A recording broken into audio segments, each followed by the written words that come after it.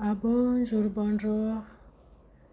Kuri mwebwe mwese mubandanya munkurikirana. Bonjour na bonsoir. Mwese bana nahatumbereye. Nkuko twama twigishanya, turabire hamwe ukuntu ushobora hari igihe nk'akarorero ntarandira cane ico bita mentorship, harimo ico bita leadership. Gufite umuntu agukurikirana ku kintu, umuntu afite leadership ku kintu kanaka akaba yoshaka kuyobora kugira ico kintu kireyisisemwo, sawa? Hari igihe rero ushobora gusanga umuntu yagiye mu bindi, swate ugasanga afatanyije n'ibindi andi ma business. Urazi yuko basiye afatanya n'ibindi bintu atari ma business online, kuko umaze gufatanya ama business online abiri abataye intumbero nta kikudirija muri ya nzira yawe imwe wari urimwo ngo bikunde, kuko afise izindi nzira nawe yagiyemwo, cyangwa afise izindi nzira arimwo, canke naho afise umwanya muto ntayukurikirana nkuko washaka, canke naho yabivuyemo burundu. Si vyiza rero kubaho uri wenyene muri urugendo rwa trading, ni vyiza kubaho ufise coach wawe agufasha mu nzira yawe ya trading, kandi umuntu avyamamwo wa misi yose ari yangaje, kuko azogendera renouveler bishasha, agende nawe arabiguhereza, nawe ubandanye ugira ntikuvya mu nzira yiwe, kuko niya deviya nawe azotuma uca udeviya, kandi utadeviye naho uzosanga bice bigora kubandanya urugendo rwawe neza ngo ureisise muri trading. C'est pourquoi guhindura mentor wawe si kibi, kubera ko ubona yuko ubufasha bamukenerako nta kibuguha nkuko biri. Hanyuma ushaka kumukenera ntumubone, ashaka kuza kwishura nabi cyane ntabigufasha nkuko bitegerezwa, byose batuma umuhindura. Okay, turabe rero aho uca ugishoboye guhindura mentor wawe. Umuntu yemerewe guhindura mentor kabiri, iriya gatatu ntibakwemerera. Gatatu ni ukuvuga uhinduye mentor rimwe, kabiri, gatatu, igwa gatatu ntashobora kuvako. Ni ukuvuga rero il faut être attentif et aussi attentive.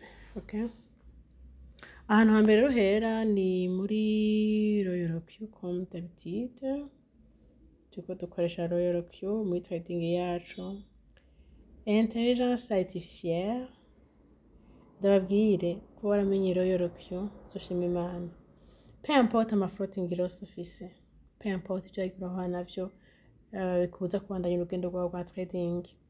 Turiko tuja mw'isi ya crypto, apana crypto imwe y'amascam.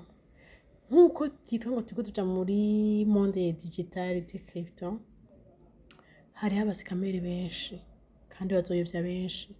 Ndagusaba ube maso, wirinde umuntu akutwara mu bindi bintu bikwiba amafaranga, ukaja gukorera muri ikintu atari échangeur, ukaja gusumba umuntu avuga ati shiramo amahera uzokunguka inyungu kunuko, ukaja kubona ikintu kubera ku ifaranga ritari muri échangeur.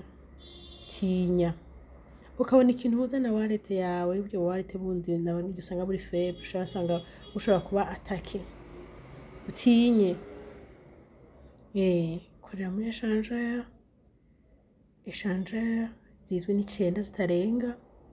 Hanyuma ukabona trading ikakugora, gerageza wameliyore ubumenyi, urondere kwiga cyane, umenye kwisoka iraho nyene, ntuhebe kuko ivyo uzoye kurahomba.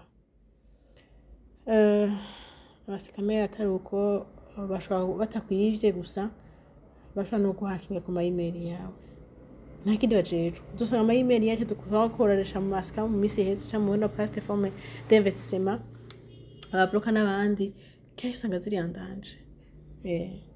Okay, tuje rero ngaha muri application ya Royal Q kugira tugire twerekane twigishanye ukuntu ushobora guhindura mentor ugashiraho uwundi mentor ari active. Okay, uca ngaha muri Royal Q.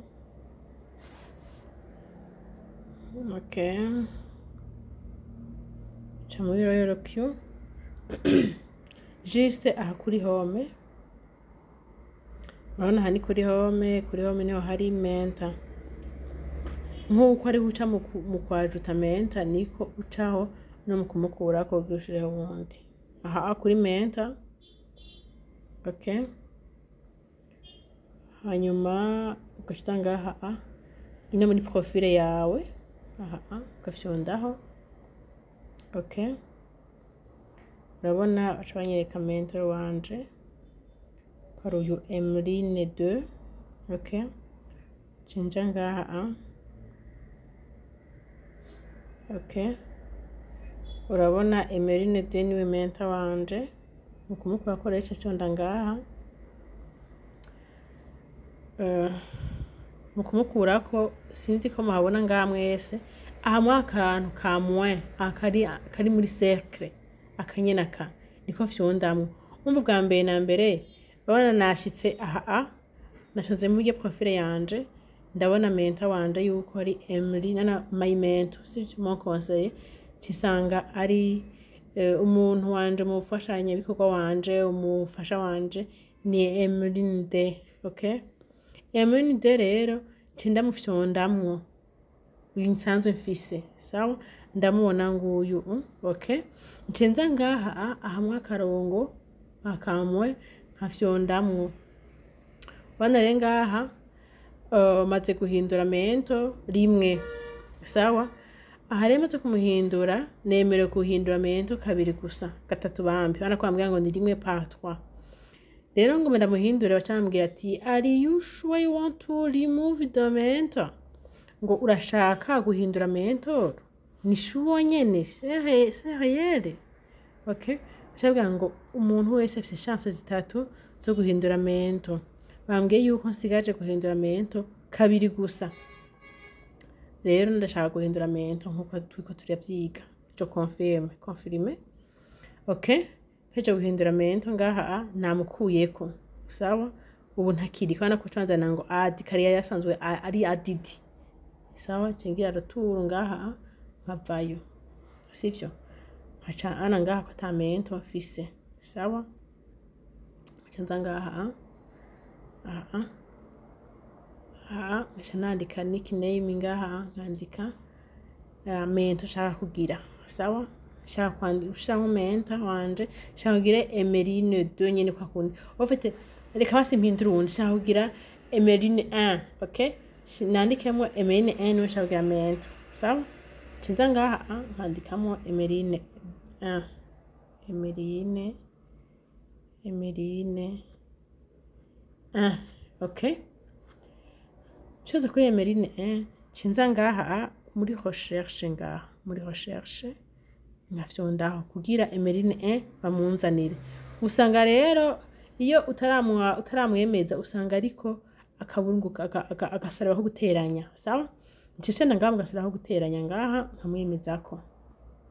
Bambwiye ngo ushaka gushira comment ari yushuwa ushaka gushaka umuntu wawe uyu muntu akubere mentor ego mejo confirme. Okay, confirma. Okay, bashambwira ngo you have ngo joined.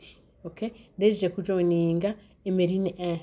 Ubu rero ngiye kuraba ngaha mentor ngaha sinzo nkisangayo my mentor ngo Emeline ngo 2 usangamo Emeline 1. Okay, niwe mentor wanje my boy sawa. Nuko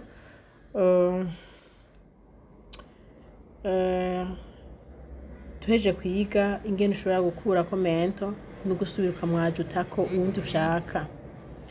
Wowe bija kunanira arashobora kuzatubaza no muri commentaire murandika kugira umuntu ashobore kubagida vyoroshe. Okay, rero gushaka comment wawe usubira inyuma ushikira rutu areze wagira rutu kandi.